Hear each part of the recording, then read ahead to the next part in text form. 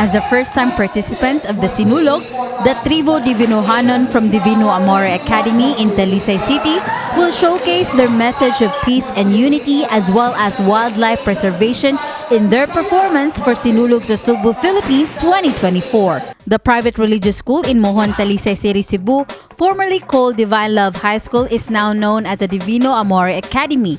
It was established in 1993 with the aim of fulfilling the educational mission of the Augustinian Sisters of Divine Love, who are dedicated to teaching children and youth and spreading the teachings of catechism over 695 junior high school students this year. According to the school principal, Sister 𝗂𝗶𝘃𝗀, joining Sinulog sa Sugbo, Philippines 2024 is an opportunity for their students to showcase their talents.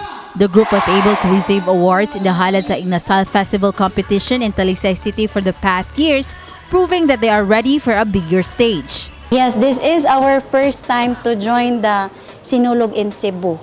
Sinulog here in Talisay, many times we joined and we won, but for Cebu City, this is our first time. So I see it as really a privilege for Divino Amore Academy to be one of the contingents in Cebu City.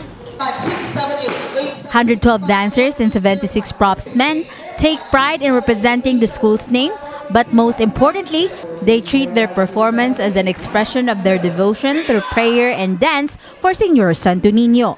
Choreographer 𝗍𝗵𝗃𝗶𝗆, along with dance masters 𝗑𝗵𝗆𝗆𝗃𝗃 and Adrian James Orbiso, prepared both rapid and uncomplicated yet unique movements for the group's dance. Pocahontas Aisha Haide, a 10th grade student from Divino Amore Academy, will be bringing the image of Señor Santo Niño as festival queen. Our dance here, choreographed by Sir Custodio, Sir Adrian, and Sir Werner, it is basically about peace and unity and how Señor Santo Niño helps us as a society and brings peace to our nation. Lisod kaayo nga i-adjust kay kapoy kay sa lawas, and it's also mentally draining since we have to balance our academic life as well as our personal life and as performers.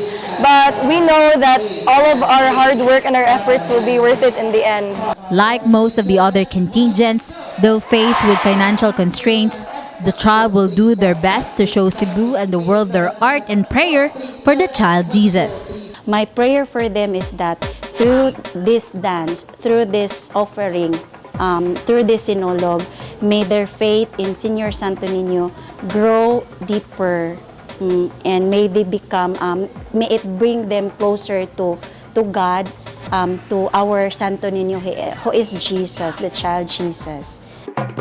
This has been Mary Francis Lynn Caayon for Sinulog 2024 sa MyTV.